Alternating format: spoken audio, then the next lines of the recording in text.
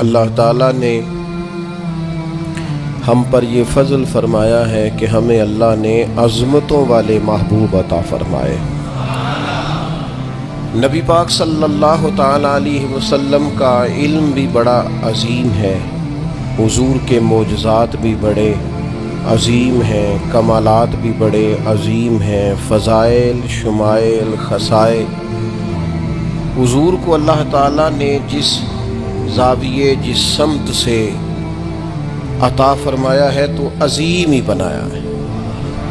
لیکن قرآن مجید میں ارشاد فرمایا کہ وَإِنَّكَ لَعَلَىٰ خُلُقٍ عَظِيمٍ، محبوب بے شک آپ کے اخلاق بھی بڑے ہی عظیم ہیں، آپ عظیم خلق پر ہیں، عظیم اخلاق کے مالک ہیں۔ ایک ہوتی ہے خلق، ایک ہوتا ہے خلق۔ خلق کہتے ہیں انسان کی ظاہری تخلیق کو، اس کی ظاہری خد و خال کو، صورت کو، اور خلق کہتے ہیں اس کے باطنی اوصاف کو، اس کی سوچ کو، اس کی نرم دلی کو، اس کے اچھے جذبات کو، اس کے خلوص کو، اس کی عاجزی کو، اس کی محبت کو، اس کے للہیت کو، اس کے باطن کے اندر جو لوگوں کے لیے اچھے جذبات ہوتے ہیں، اس کو خلق کہتے ہیں۔ اللہ تعالیٰ نے حضور کو جو خلق عطا فرمائے وہ بڑے ہی عظیم عطا فرمائے۔ نبی پاک علیہ الصلاۃ والسلام کے اخلاق کے اندر جو کمالات تھے وہ ذرا انفرادی تھے۔ ہمارا آج جو سب سے بڑا مسئلہ ہے وہ نہ اقتصادی ہے نہ معاشرتی ہے، ہمارا سب سے بڑا مسئلہ اخلاقی مسئلہ ہے۔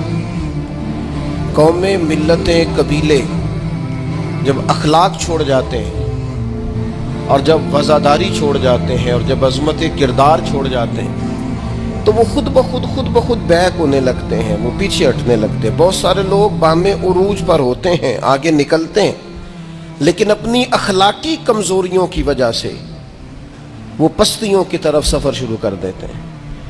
انسان کے لیے سب سے زیادہ ضروری یہ ہوتا ہے کہ وہ اخلاقی مضبوطی اپنی طبیعت میں پیدا کرے۔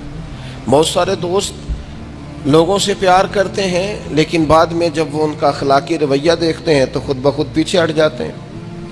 ایک ہوتا ہے دوست کا ہونا، احباب کا ہونا، ایک اپنے قریبی لوگ بھی، بہن بھائی بھی اور اولاد بھی انسان کی اخلاقی کمزوریوں کی وجہ سے اس سے پیچھے ہو جاتی ہے۔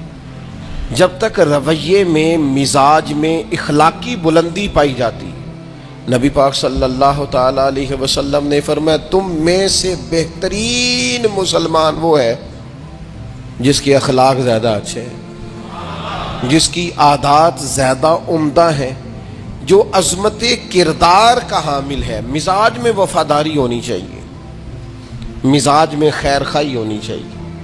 انسان بعض لوگوں کے لفظوں میں عاجزی ہوتی ہے، ویسے وہ عاجز نہیں ہوتے، ملتے بھی جھکے ہیں، لیکن ویسے عاجز وہ کہتے ہیں میں نے شیشے میں اتار لیا ہے، میں تیز آدمی ہوں، دیکھا میں نے اس کو بھی قائل کر لیا ہے۔ وہ لفظوں کے لحاظ سے، جھکاؤ کے لحاظ سے عاجز ہوتے ہیں، فی نفس ہی عاجز نہیں ہوتے۔ کچھ لوگ جملے کے لحاظ سے، اٹھنے بیٹھنے کے لحاظ سے، آؤ بھگت کے لحاظ سے خدمت گزار ہوتے ہیں، ویسے وہ خدمت گزار نہیں ہوتے۔ کچھ لوگ ایسے ہوتے ہیں جو اچھے جملے ترتیب دے کے کسی کو قائل تو کر لیتے ہیں، اس کو اپنی ہمدردی کا اظہار تو دلاتے ہیں، اشک شوئی تو کرتے ہیں، تسلی تشفی تو دیتے ہیں، ویسے خیر خواہ نہیں ہوتے۔ ویسے وہ بڑی اچھی دھیمی باتیں کر کے کہیں گے کہ یار کوئی مسئلہ نہیں، تو پریشان نہ ہو، تو ٹینشن نہ لے، میں تیرے ساتھ ہوں، پر نہیں نہ ساتھ ہوتے یار۔ زندگی میں وہ عجیب لمحہ تھا، وہ میرے ساتھ تھا پر میں تنہا تھا، ساتھ ہی تھا بندہ پر میں لوگوں کے ہجوم میں بھی اکیلا ہی تھا۔ اپنے اخلاقی رویے میں، خلق میں، مزاج میں، یعنی ڈھل جائے طبیعت انسان کی، اس کے رویے عمدہ ہو جائے اور یہ کام کشید نہ کرنا پڑے اسے۔ ہمارے علماء نے لکھا ہے خلق کا معنی یہ ہے کہ اچھے کام کرنے میں تکلیف نہ اٹھانی پڑے، خلق کا معنی یہ ہے کہ اچھے کام خود بخود بندے سے ہونے شروع ہو جائے، وہ خود بخود اچھے کاموں کی طرف اس کی طبیعت مائل ہو جائے، توجہ ہو جائے اس کی، اس کا مزاج بن جائے. یہ کب ہوتا ہے؟ کس وقت ممکن ہوتا ہے؟ جب آپ ہر وقت کی اخلاقی بلندی حاصل کرتے ہیں. نبی پاک صلی اللہ تعالی علیہ وآلہ وسلم کا ایک طریقہ تھا کہ حضور کے مزاج میں اخلاق. بعض لوگ ایسے ہوتے ہیں جو بعض اوقات ایسی حرکت کرتے ہیں، ہوتے ہیں لوگ جو ایسی حرکت کرتے ہیں کہ سخت رد عمل کی ضرورت ہوتی ہے. بندے کا دل کرتا ہے نرا ڈانٹے نہ، ڈنڈا بھی پکڑ لے. کرتے ہیں بعض اوقات بعض دوست ایسے کام. اور پھر ایک اور بڑا خطرناک رویہ ہوتا ہے. آپ کو پتہ ہے اسلام نے سب سے زیادہ ناپسند کسے کیا؟ غیبت کو. آپ کسی کے خلاف، کسی کے قبیلے گھر کے خلاف کسی کونے میں کھڑے ہو کے بات کریں، پہنچانے والے پہنچا دیتے ہیں. جو مزے لے کے سنتا ہے وہ مزے لے کے پہنچاتا بھی ہے. یہ پکی بات ہے. جس نے آپ کو ٹائم دیا نا سننے کا، وہ باز نہیں آئے گا، وہ پہنچائے گا بھی. آپ کی اخلاقی کمزوری نظر آ جائے گی، واضح ہو جائے گی. آپ سامنے والے، اچھا کچھ لوگ وفادار ہوتے ہیں، انہیں پتہ چل جاتا ہے بندہ ٹھیک نہیں، لیکن پھر بھی وہ قبول کریں تو اس کا مطلب ہے وہ بندہ اعلیٰ ظرف ہے جس نے رکھا ہوا ہے. تو یہ سمجھتے میں چلاک ہوں، میں اپنی تیزی کے ساتھ گزارا کر رہا ہوں. وہ اعلیٰ ظرف ہے جس نے اتنا کچھ پتہ ہونے کے باوجود بھی تیرے لیے کوئی لفظ، وہ بندہ با اخلاق ہے، با مروت ہے، وفادار ہے، وفادار ہے. تو میرے عزیز، نبی پاک علیہ الصلوۃ والسلام نے ان اخلاق کی طرف ہماری توجہ دلائی ہے جن میں لوگ بچتے نہیں کہ یہ کام میں نے نہیں کرنا، مجھے کیا لگے، میرا کیا لینا دینا. مثلاً ایک تاجر تھا حضور کے زمانہ نور میں، وہ پھلوں کی تجارت کرتا تھا، مشکات شریف میں موجود ہے. کسی وجہ سے اسے نقصان ہو گیا. تو انسان جب تجارتیں کرتا ہے، زندگی گزارتا ہے، تو جہاں اسے نفع ملتے ہیں وہاں کہیں کہیں اسے خسارے بھی ملتے ہیں. تو الگ بات ہے کہ ہم صرف نفعوں کے قائل ہوتے ہیں، خساروں کے قائل ہی نہیں ہوتے. وہ تاجر تھے، پھلوں کے تاجر تھے، بڑی اچھی تجارت کرتے تھے، کسی وجہ سے نقصان ہو گیا. اب وہ حضور کی بارگاہ میں آئے. ہمارے ہاں یہ ہوتا ہے کہ لوگ کہتے ہیں میرا کیا لینا دینا، بلکہ اگر کوئی بندہ اس طرح کا مسئلہ حل بھی کرا رہا ہو تو کہنے حضرت صاحب تو آڈا نہیں ہے کام. اس تاجر نے اس بارگاہ میں آ کے کہا جہاں جو آ جاتا ہے ہمیشہ بامراد ہی جایا کرتا ہے. یا رسول اللہ صلی اللہ تعالی علیہ وسلم، میں پریشان ہو گیا ہوں. اور پہلے جب آدمی مالدار ہوتا ہے تو دائیں بائیں رش بھی ہوتا ہے، اور جب اس طرح کے حالات ہو جائیں تو وہ جو بڑے قریبی ہوتے ہیں وہ بھی کئی دفعہ ساتھ چھوڑ جاتے ہیں. ساری عمر ہی آٹا گد ہے تے لکھاں کیتے پیڑے، اب وقت آیا ہی تے محمد بخشا کوئی نہیں ہوں بیٹھا نیڑے. لوگ نکل جاتے ہیں، کمزور پڑ گیا بندہ بیچارہ. حضور کی بارگاہ میں عرض گزار ہوا یا رسول اللہ تکلیف میں ہوں. تاجر تھا، پھلوں کی تجارت کرتا تھا اور مشکات میں موجود. نبی پاک علیہ السلام نے دعا بھی فرمائی، کرم نوازی بھی فرمائی، رحمت بھی فرمائی، عطائیں بھی فرمائی. لیکن حضور نے نا صحابہ سے فرمایا سارے مل کے اپنے بھائی کی مدد کرو. تھوڑے پیسے کسی نے دیے، تھوڑے کسی نے دیے، تھوڑے کسی نے دیے، مل کے. اور ایسے لوگوں سے جو لوگ بڑے اس کام کے لیے ہر وقت ذہنی طور پر تیار رہتے تھے، ان لوگوں سے کہا اس کے ساتھ چلو. لیکن اس کا قرضہ ابھی بھی جتنا چڑھ گیا تھا اتنے پیسے جمع نہیں ہوئے تھے. اللہ کرے میں آپ کو سمجھاؤں، یہ بھی اخلاقی بلندی والا کام ہے کہ کسی شخص کی کمزوری میں اسے اٹھانا، گرتے ہوئے کو سنبھالنا، پھسلنے والے کو سہارا دینا، بکھرنے والے کو بکھرنے سے بچا لینا، ٹوٹنے والے کو ٹوٹنے سے بچا لینا، پریشان ہو جانے والے کو سمیٹ لینا. اللہ کے پیارے رسول صلی اللہ تعالی علیہ وسلم نے فرمایا اپنے بھائی کی مدد کرو. لوگوں نے مدد کی، لیکن اس حد تک اس کے پاس پیسے نہ ہوئے جتنا اس کا قرضہ تھا. اب حضور نے ان لوگوں کو بلایا جن کے اس نے پیسے دینے تھے، اور پیسے دینے والوں سے کہا کہ اس کے پاس اتنے ہیں، اتنے لے لو، اور چلو تم بھی کچھ نیکی کرو، کچھ لے لو کچھ چھوڑ دو. یہ کون کرا رہا ہے؟ رحمت للعالمین نبی. اور ہمارا جب کوئی بندہ اس طرح الجھ جاتا ہے پھر تو وہ ساڑھا لگ ہی کچھ نہیں نا. اتنے دنوں تک نہ رشتہ داری ہوتی ہے، نہ دوستی ہوتی ہے، نہ تعلق. وہ تیری آنکھ ہو یا سنگ ملامت کی چبھن، کون پہنچا ہے میرے درد کی گہرائی تک.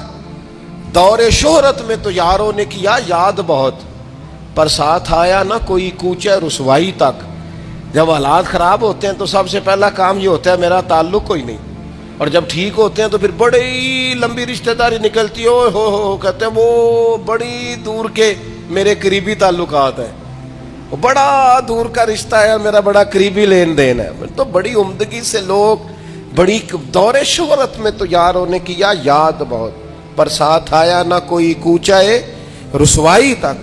جو عرض کرنے جا رہا ہوں اس پر آپ نے زیادہ غور کرنی ہے کہ اگر کوئی آدمی گر رہا ہو تو گرتی دیوار کو دھکا نہیں دینا، اسے سنبھالنا ہے۔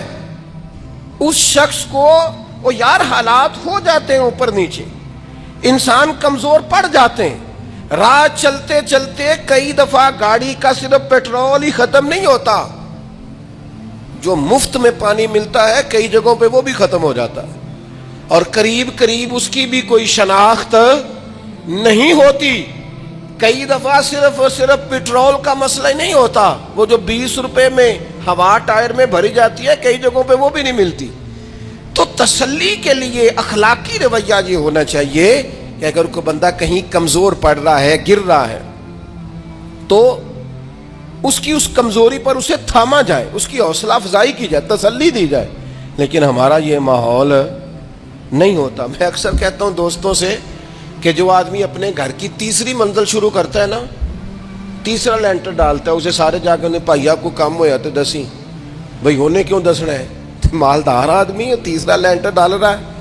لیکن وہ بیچارہ غریب آدمی جو بالے ڈال رہا ہے اور لکڑی کی چھت ڈال رہا ہے، وہ اگر کسی سے جا کے کہتا ہے نا تھوڑی امداد کرا دے میرا کام رک گیا، تو کہتے ہیں آپ نے پہلے بتانا تھا، اب تو نہیں نا، مطلب وہ تو بڑی پرانی بات تھی، وہ تو میں نے بانٹ دیا، رمضان میں بڑا کر دیا، فلانی جگہ بڑا۔ یہ لہجہ درست، یہ اخلاقی رویہ نہیں۔ درد دل اور چیز کا نام ہے، خیر خائی اور چیز کا نام ہے۔ وہ کسی نے کہا تھا کہ پلا کر گرانا تو سب کو آتا ہے، مزہ تو تب ہے کہ گرتوں کو تھام لے ساقی۔ کوئی گر رہا ہو اس کا بازو پکڑنا، اس میں مزہ ہے، اس میں لطافت ہے، اس میں حسن ہے۔ اور ایک دوسرا اخلاقی رویہ جس کی بہت زیادہ ضرورت ہے، جو ہمارے زیادہ ساتھ ہوتے ہیں نا، غلطیاں بھی انہوں نے ہی کرنی ہوتی ہیں، جو آپ کے ساتھ نہیں انہیں آپ کو معاف بھی نہیں کرنا پڑتا۔ معاف کسے کرنا پڑتا ہے؟ جو اپنے، معاف کسے کرنا پڑتا ہے؟ اپنے خادم کو۔ اگر آپ آفیسر ہیں تو اپنے ملازم کو۔ معاف کسے کرنا پڑتا ہے؟ اپنے بہن بھائیوں کو، رشتہ داروں کو، اہل خانہ کو۔ معاف کسے کرنا پڑتا ہے؟ اپنے شاگردوں کو، ارادت مندوں کو، دوست احباب کو، اپنوں کو معاف کرنا ہوتا ہے۔ کسی کے ساتھ آپ کا لین، کئی دفعہ دوست آ جاتے ہیں، میں عمرے پہ جا رہا ہوں، کوئی غلطی ہوئی تو معاف کر دینا، تو میں کہتا ہوں مجھ سے آپ کیا معافی مانگیں گے، آپ ادب سے مل کے چلے جاتے ہیں۔ جن کے ساتھ آپ کا اٹھنا بیٹھنا ہے ان سے معافی مانگیں۔ جو زیادہ قریب رہیں گے غلطیاں بھی تو وہی کریں گے نا، جو روز مانتے ہیں، کسی وقت سستی بھی دکھاتے ہیں۔ تو معاف تو کرنا ہوتا ہے اپنوں کو۔ ایک خاص بات کروں آپ سے، بیٹیوں کو معاف نہیں کرنا پڑتا، معاف بہو کو کرنا پڑتا ہے۔ کر کے تو دیکھو نا یار، ایک معیار ہے بیٹی کے لیے، وہ بیاہ کے کسی جگہ گئی ہے، اس کی شکایت آئی ہے، تو ہمارا جواب یہ ہے کہ ابھی بچی ہے، سیکھتے سیکھتے سیکھ جائے گی۔ یہ جواب بنائیں بہو کے لیے۔ اگر وہ غلطی کرے، اس کی ساس شکایت کرے، اس کا خامن شکایت کرے، تو یہ بہو کے لیے بولیں کہ ابھی بچی ہے، سیکھتے سیکھتے، یہ بہو کے لیے بات کریں کہ بچی ہے، سیکھتے سیکھتے، یہ بہو کے لیے ضرورت ہے اس کی۔ بیٹی کے لیے تو اس کی ضرورت، بیٹی غلطی کرے تو اس کے وکیل بن جاتے ہیں۔ ساری زندگی ساس سسر اپنی بیٹی کے وکیل رہتے ہیں اور اپنی بہو کے جج بنے رہتے ہیں۔ اس کے لیے فیصلے سناتے ہو، اس کی وکالت کرتے ہو، یہ بیٹی نہیں کسی کی، اس کے جج بن گئے ہو، اس کے حق میں فیصلوں کا اعلان ہے، اس کے لیے وکالتوں کا اعلان ہے۔ چھ معنی دار مسلمان کا یہ اخلاقی رویہ نہیں ہوتا۔ نبی پاک علیہ الصلوۃ والسلام نے ہمیں سبق دیا ہے، جو قریب رہنے والے ہیں انہیں ہی تو معاف کرنا ہے، دوسرے کو تو معاف کرنا ہی نہیں پڑتا۔ اپنوں کو ہی تو معافی کی ضرورت ہوتی ہے، چونکہ اپنوں نے ساتھ رہنا ہے۔ حضرت انس بن مالک رضی اللہ تعالیٰ عنہ یہ بڑے خوش نصیب خوش بخت انسان ہیں۔ کہتے ہیں میری اماں خود مجھے حضور کی بارگاہ میں چھوڑ گئی تھی کہ یا رسول اللہ یہ آپ کی خدمت کرے گا۔ کہتے ہیں میں نے 10 سال حضور کی نوکری کی ہے، نبی پاک نے کبھی اوف بھی نہیں کہا، بلکہ بخاری مسلم میں ایک انوکھی بات موجود ہے. فرماتے ہیں مجھے ایک دن حضور نے فرمایا جا یہ کام کر کے آ.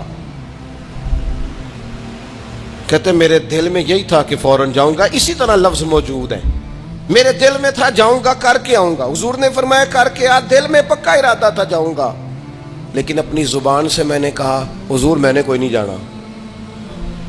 یہ کیوں بات کی؟ یہ ذرا لاڈ کے ساتھ کی, یہ ذرا ناز کے ساتھ کی, یہ ذرا نا محبت کے ساتھ کی, یہ ذرا حضور جو پیار کرتے تھے نا اس پیار کو سامنے. حضور میں نے نہیں جانا.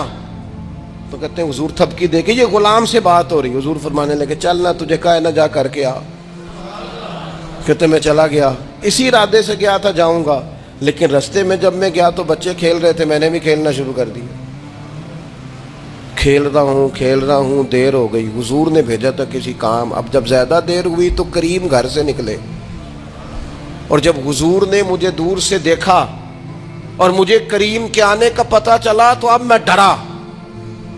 اب میرا انداز بڑا جدا گانا ہو گیا جو کہ حضور نے بھیجا تھا. یہ تو خادم کی بات ہے نا. ایسا اچھی گل دسیا جی اپنا منڈا بھی کدے نہ جائے تھے. وہ تینوں میں کلیا سی تو گیا کیوں نہیں؟ ناراض نہیں ہونا آپ نے, لیکن چلو بچہ ہے, کسی وقت دیر سویر بھی ہو ہی جاتی ہے, کیوں اتنی سختی کرتے ہیں؟ حضرت انس بن مالک کہتے ہیں جب حضور کو آتے دیکھا تو میں پوری طرح ڈر گیا, لیکن کریم محبوب جب میرے قریب آئے اور مجھے ڈرا ہوا دیکھا نا تو پھر رحمت للعالمین محبوب کی رحمت کا بادل چھایا. اور جب حضور مجھے دیکھ کے ہنسے نا بس وہ ہنس گئے اور میرا کام بن گیا. بس کریم تھوڑی دیر ہوئی, ایک آیا کالیاں زلفاں والا, ایویں دو کڑیاں میرے من وچ رکیا تے کر گیا نور اجالا. بات بن گئی, بات طبیعت ٹھنڈی ہو گئی. تو حضور فرمانے لگے میں نے کہا تھا جاؤ, گئے نہیں. اب جب حضور مسکرا گئے تو بات ہی ختم ہو گئی. یا رسول اللہ صلی اللہ علیہ وسلم جانے لگا ہوں. تو حضور نے پھر شروع سے بات شروع کر دی. حضور جانے لگا ہوں. فرمایا جا دوڑ کے آ, پھر جو کہا تھا وہ کر کے آ. لیکن وہ بیچ میں جو دیر ہوئی تھی, وہ جو لیٹ ہوئی تھی, اور جو میں کہہ کے آیا تھا میں نے نہیں جانا, حضور نے اس بات پر مجھ سے کوئی سختی نہیں کی.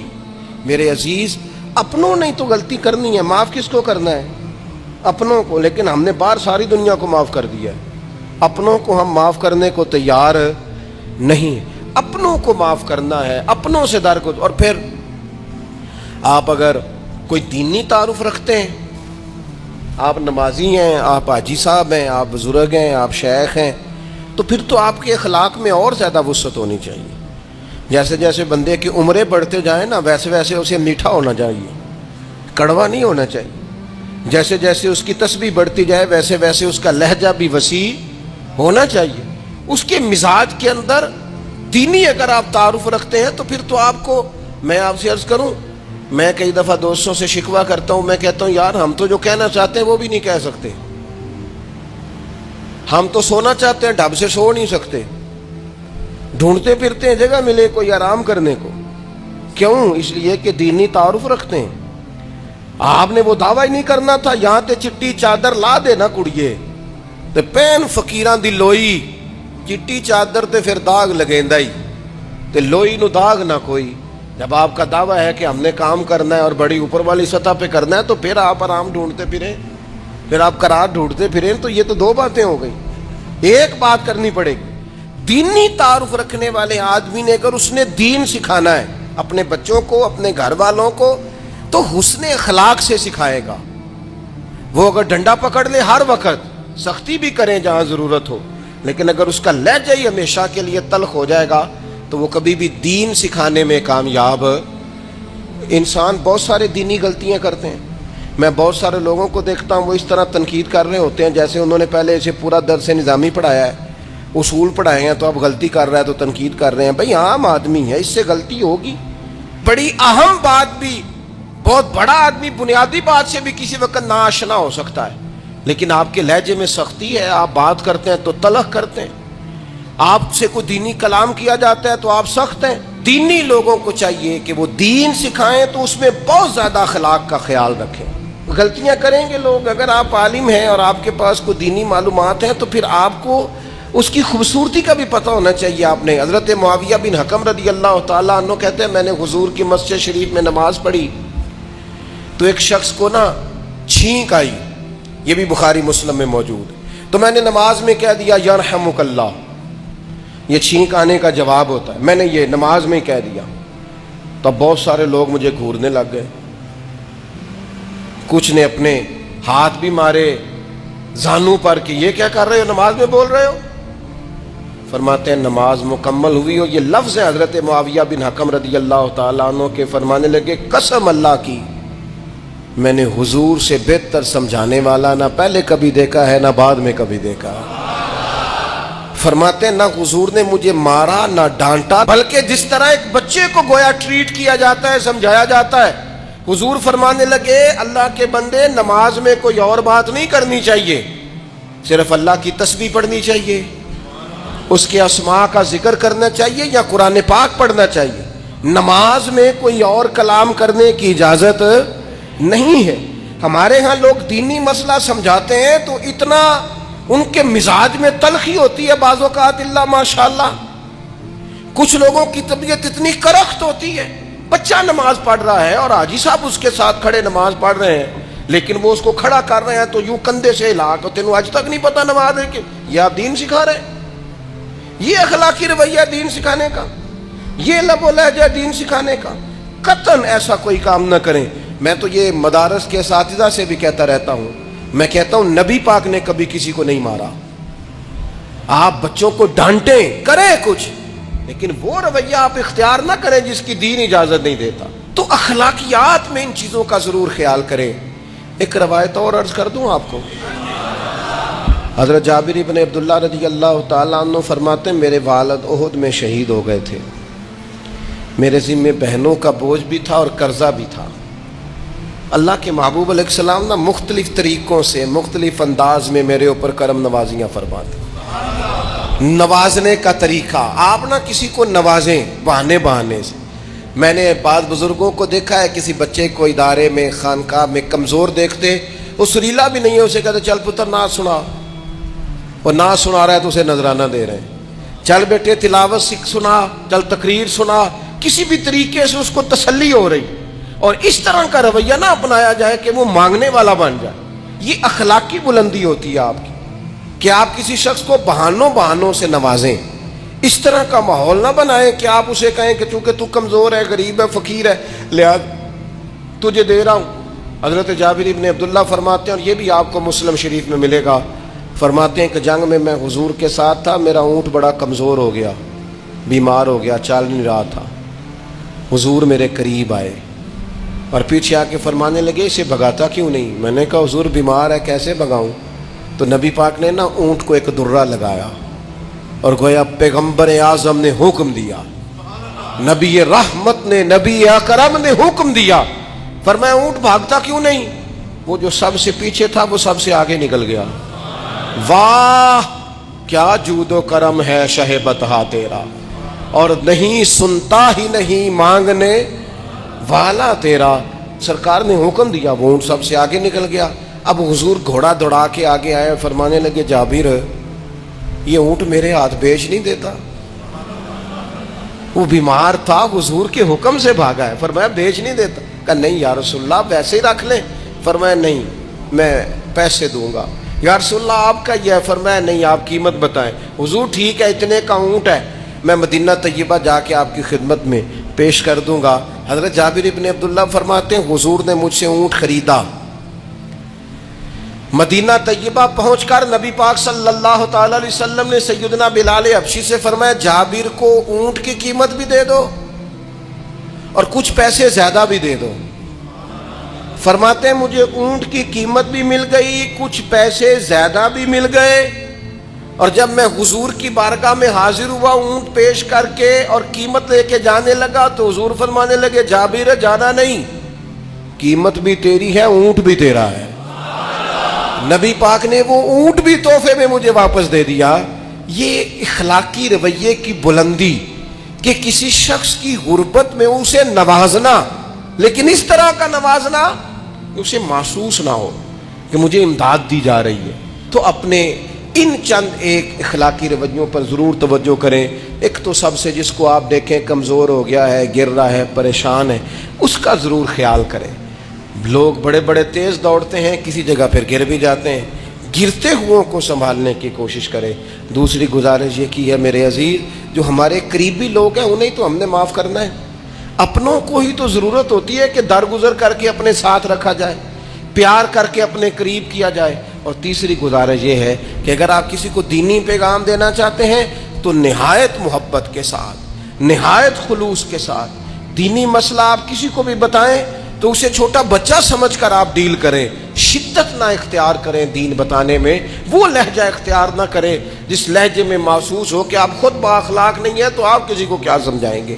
اور چوتھی گزارش یہ کی ہے، جب کسی کی مدد کریں اسے رسوا کر کے نہیں، کسی کی پھیلی جھولی دیکھ کر خوش ہو کے نہیں، بلکہ آپ اعزاز بھی اس شخص کو عطا کریں اور رویہ اس طرح کا اختیار کریں جس میں محسوس ہو کہ اس کی عزت نفس مجروح نہیں ہوئی۔ ان چیزوں کو پیش نظر رکھ کے جب اخلاقی بلندی ہم حاصل کریں گے نا، ایک میں اور بات بڑی ضروری آپ کی خدمت میں عرض کروں، جو آدمی بھی اپنے آپ کو بڑا سمجھتا ہے وہ مالی طور پہ